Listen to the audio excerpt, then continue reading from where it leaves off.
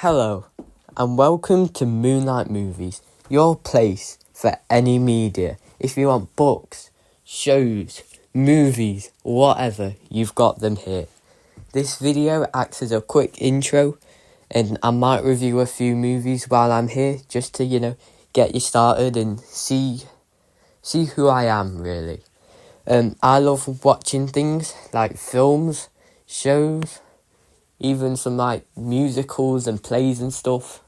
I just think that watching these things sometimes teaches you a lot, but you get entertainment from it that I don't think you get from a lot of places. You get to dive into these other worlds and experience emotions and feelings towards these characters that you don't know at all, but you kind of go and grow with them along the way.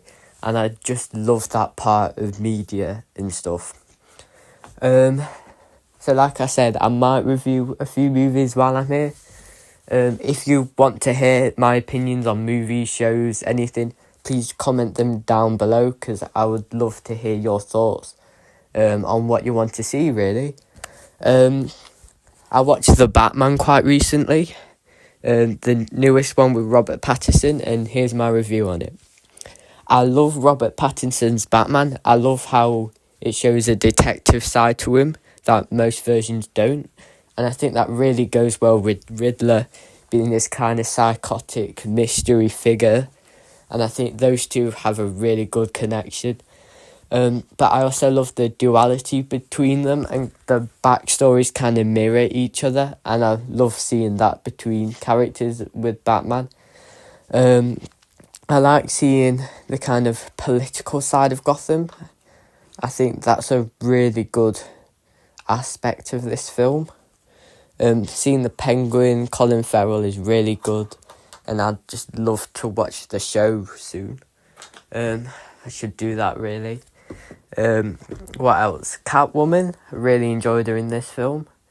Zoe Kravitz does a really good job at showing this new depiction of her, but again doesn't change the message of her, which I think is a key part of this film.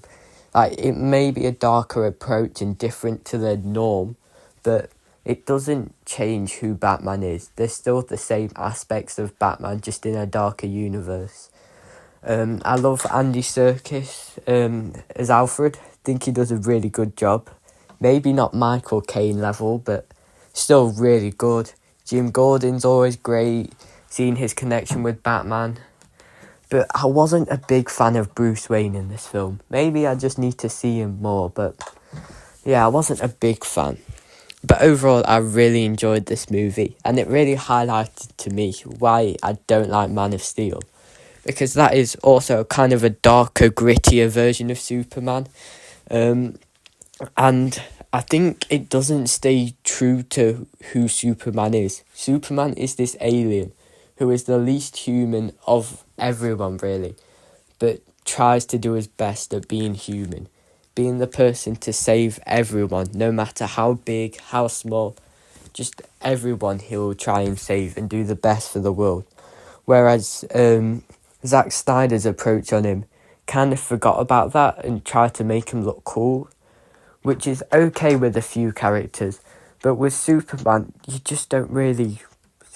don't really show him like that. You need to show him as this relatable but kind of not relatable guy, and I think that's why I wasn't a big fan of Man of Steel. Henry Cavill could have been one of the best Superman, maybe the best. I enjoyed him as Superman, just not his character. I think if they gave him the right script, then gosh, he might have been the greatest Superman. Ben Affleck, again, waste of potential. He killed and didn't really get much time. There needed to be a Batman film before this, before Batman vs Superman, to hopefully kind of show who Batman is and show his morals and ethics, because they all change throughout the universes. So, yeah, I think we needed more time to see Ben Affleck's Batman. And then Batman vs Superman was just character assassination. I did not like Jesse Eisenberg as Lex Luthor. I think he would have made a great Riddler.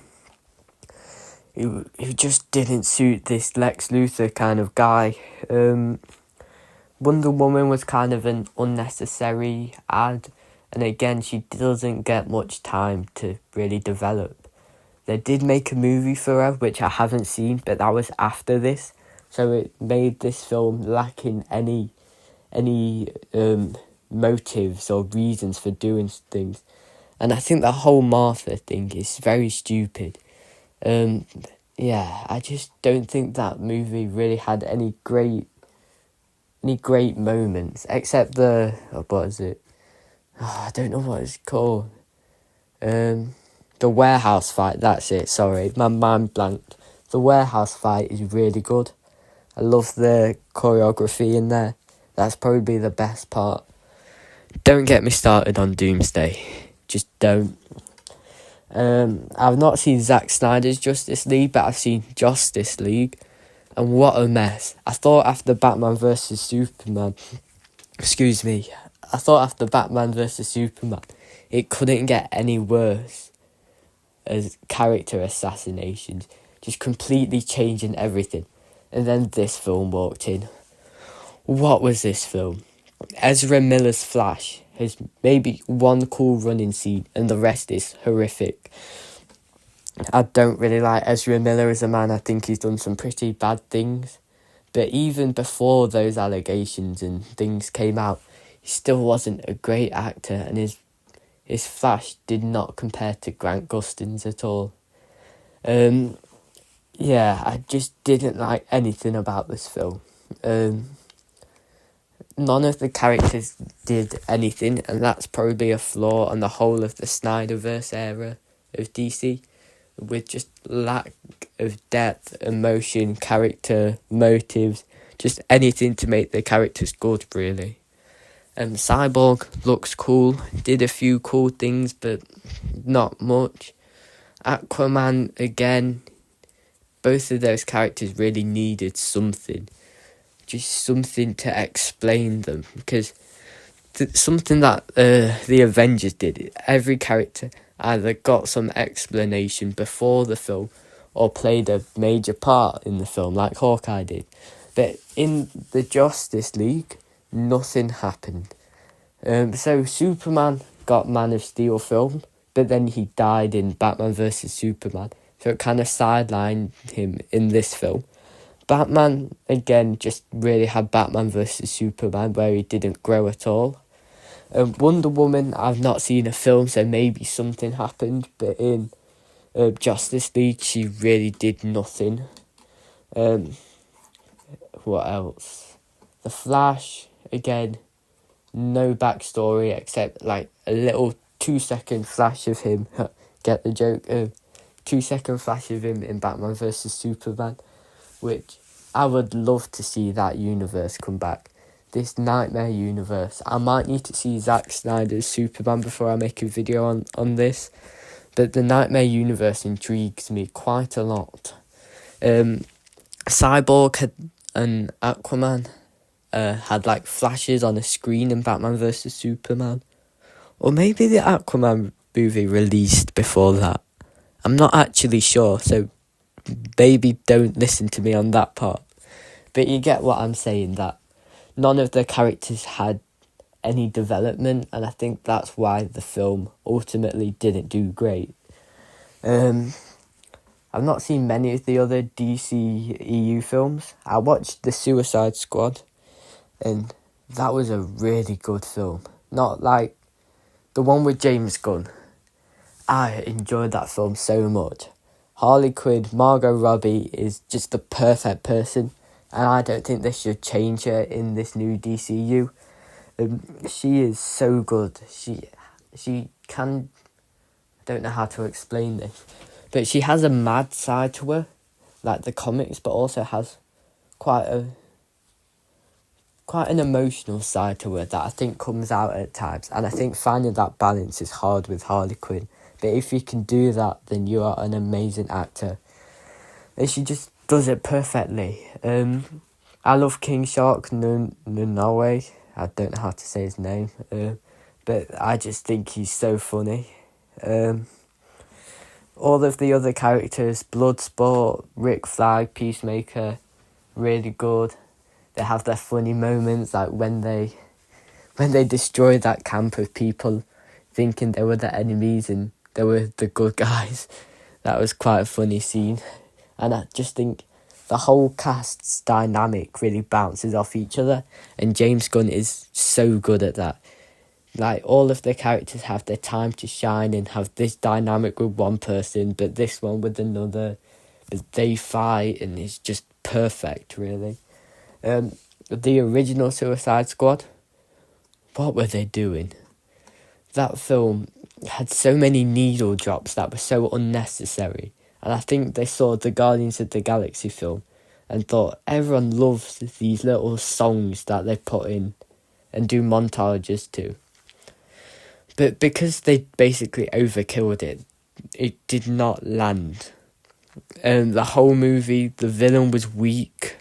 Enchantress, I think that's the name. Something about her heart. I don't really remember because she didn't do much. Again, I just don't think any of the characters did anything. And that's my issue with this universe. But Viola Davis is Amanda Waller. Quite good casting. Really enjoyed that part. Yeah, pretty bad film, to be honest. Going back to James Gunn's, I love Starro as a villain. I think kind of pretty good villain, kind of a mind control person, which adds a bit of a contrast to what Amanda Waller's doing. And I think the more you make Amanda Waller shadowy and kind of corrupt, the better your story's going to be. And I just enjoyed seeing that side of her. Yeah, I really enjoyed that film. Black Adam, what was The Rock thinking? The power or the hierarchy of power in the DCEU is going to change. Like, why would you base everything on Black Adam why would you add this guy as a focal point without the movie doing well? The fact that you've got The Rock, which, no offence, doesn't have much range, really. He plays an action hero in basically every film. Maybe not in the Smashing Machine, but I need to see that. But anyway, I think that they put all their faith into big actors like The Rock, who didn't do anything. But I've got to admit, the JSA really good in that film. I enjoyed Piers Bronson, I can't say his name, as Dr. Fate. I loved seeing him play that role, and it'd be a shame if he didn't get brought into the DCU like that. Atom Smasher, I liked his powers and his suit and stuff. Hawkman, really good costume actually, good character, captures his comic accurate, but also differentiates him from everything else. And then Cyclone gives me Wizard of Oz vibes, which I think that's what they were going for. And again, I just love their dynamic. The mother and the son in Black Adam were really unnecessary. And I can't remember the name of the demon, like Sabak or something like that. It was really forgettable. And I think they should have done a kind of Batman versus Superman thing with the JSA and Black Adam. Henry Cavill's appearance at the end was quite unnecessary, I think. He's really just there for a tease of him versus Black Adam, where Shazam was literally there. There was a movie coming out with Shazam, and they were building him up. So why use Superman versus this C-tier hero, basically, or villain, anti-hero? His messages were quite mixed, really, Black Adam's. So why would you use Superman with Black Adam and not with someone a bit better, really? Again, I wasn't a big fan of that film either. I'm trying to think if I've seen any more DC films. DC EU films. I saw Shazam, actually. I thought that was quite a comedic film. I love seeing the family dynamic between everyone. Really quite good. Yeah, adds a refreshing taste from all of this pretty bad DCEU stuff. I enjoyed that. Zachary Levi was quite funny, and I just think, yeah, just quite a funny, wholesome family Christmas film. I saw Blue Beetle. Oh, I don't know how to say his name. I'm so sorry. But the guy playing Blue Beetle, oh, he was perfect. Like, perfect casting. I can't think of anyone better. And again, this family dynamic he has is very good. And I think heroes who are relatable do quite well. I'm so glad they're bringing him into the DCU because his portrayal was just perfect. The villains were tad forgettable, but the Ted Cord tease with him being missing, really exciting. Him and Booster Gold. Hope they appear in the DCU somewhere. I wish they appeared in Peacemaker, but hey, tad disappointing, but I'll do a video soon on Peacemaker. Yeah, I enjoyed them. The DCEU was a bit of a mess, a lot of a mess actually. I don't think it really stayed true to anything. But the new Superman film, oh, that's a perfect Superman film. Seeing his morals and his ethics and just his Boy Scout motivation of never giving up, even when the world turns on him, is so impactful to the audience. And I think the audience and just people online have really felt this Superman film changed them in a positive way. Yeah, I really enjoyed that film. Lex, Nicholas Hoult was such a good Lex. His motives and dynamic with Superman were just spot on, and I don't think you could have got anyone better. Lois Lane was really fun. I think her and the Daily Planet, nearly said Daily Bugle there, the Daily Planet added a supportive role but still had quite an impactful role on the story. I just really enjoyed Superman as a whole, really. So I might cut it there, guys. That's just my reviews of some DC films. Maybe do another one, but hope you enjoyed that. And if you want to hear some more, please comment down below what you want to see. And I shall leave you to get on with your day. Have a good one. Goodbye.